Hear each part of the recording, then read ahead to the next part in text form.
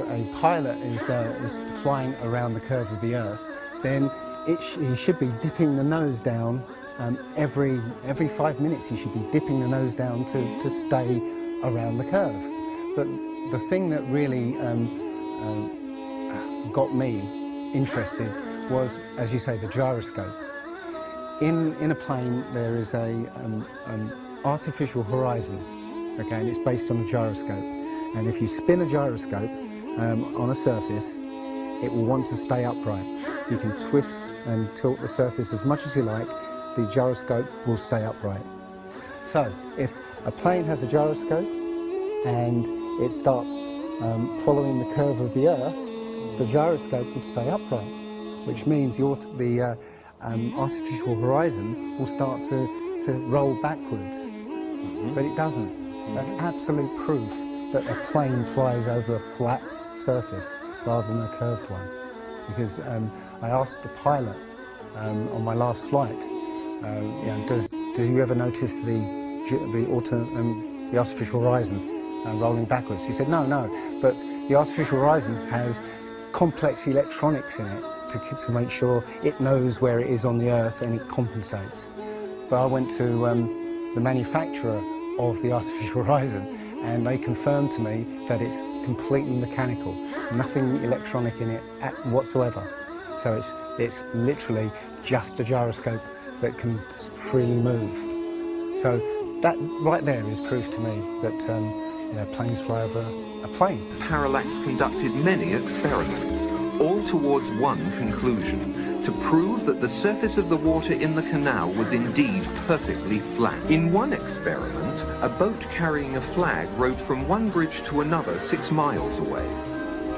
An observer with a telescope placed 8 inches above the surface of the water found that the flag and the boat were distinctly visible throughout the entire distance.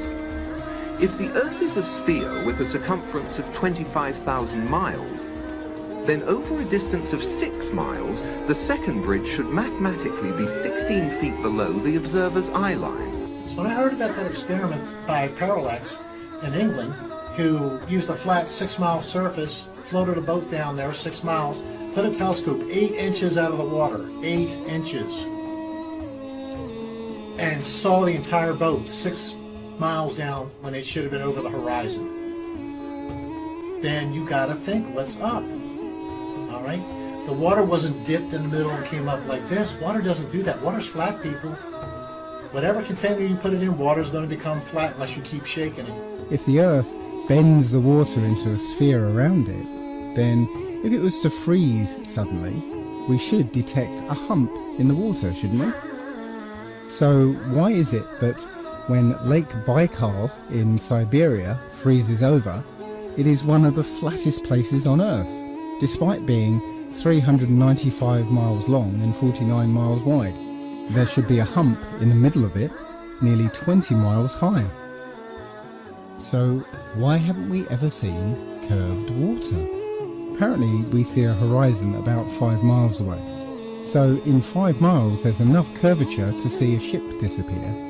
Yet I cannot detect that curve over 10 miles, because I can see 5 miles to my left and 5 miles to my right, so I've got an uninterrupted 10-mile span in which I should see enough curve to hide 2 ships, but I don't. So if I see enough curve over 5 miles, why don't I see it over 10 miles? The Earth isn't flat. The resurgence of the flat Earth is not merely a handful of tinfoil hat-wearing crazies who lack intelligence and teeth. This is a shift in consciousness by ordinary people who have started to re-examine the lies they were told as a child. Rivers run down to sea level, finding the easiest course, north-south, east-west, and all other intermediary directions over the Earth at the same time. If Earth were truly a spinning ball, then many of these rivers would be impossibly flowing uphill.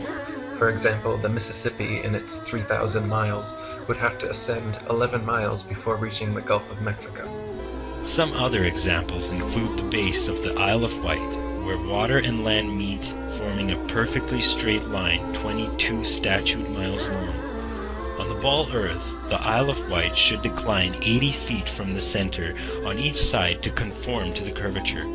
However, the crosshairs of good theodolites have repeatedly shown the waterline to be perfectly level.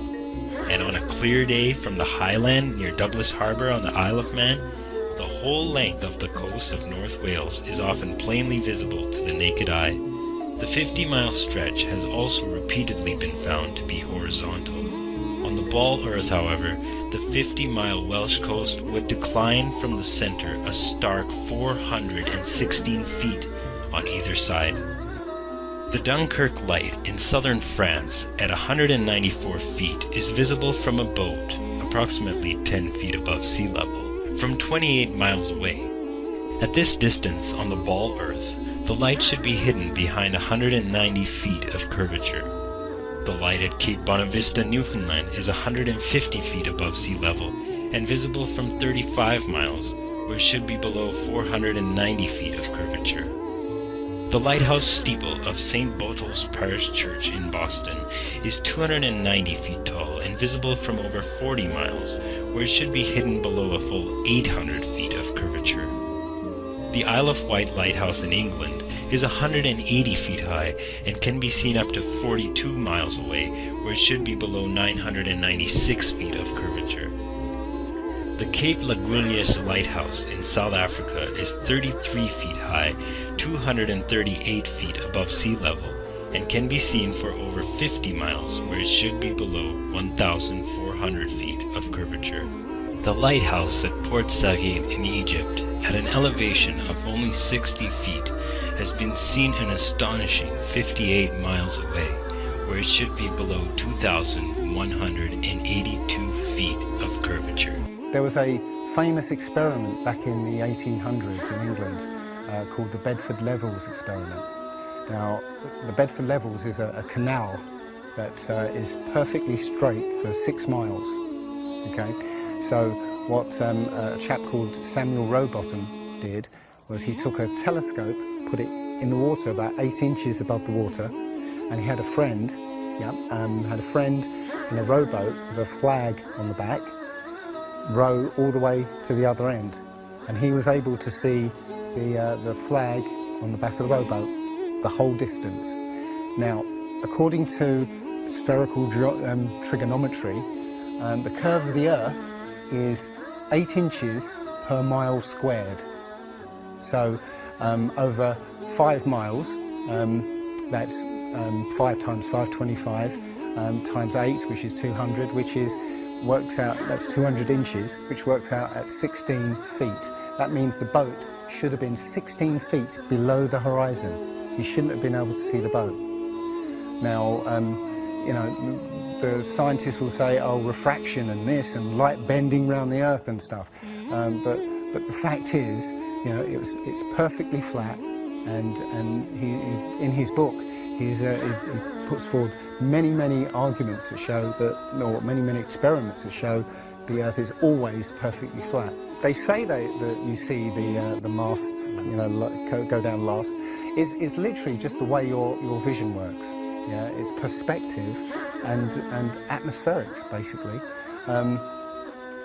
The limit of your vision is supposedly 3 miles, and then after 3 miles you're supposed to see the boat start to go over the horizon. It's funny that Neil deGrasse Tyson again says that, explains that you can't see the curvature of the Earth from a plane. He says this, you can't see the curvature of the Earth from a plane because you're not high enough. The Earth is so big that you can't get high enough to see the curvature. Yet, you can apparently see a boat go over the curvature, over the distance of 3 miles, which doesn't make sense. The thing is, when you look out and you see a boat start to go over the horizon, if you suddenly get a pair of binoculars and look, it comes back again. And once it goes out the sight of your binoculars, if you get a telescope, yeah, it comes back again. It doesn't go over any curve of the horizon. What we found, many people have done experiments with very high-powered zoom cameras, and they've watched a boat sail out to sea, and they've just kept trained on this boat.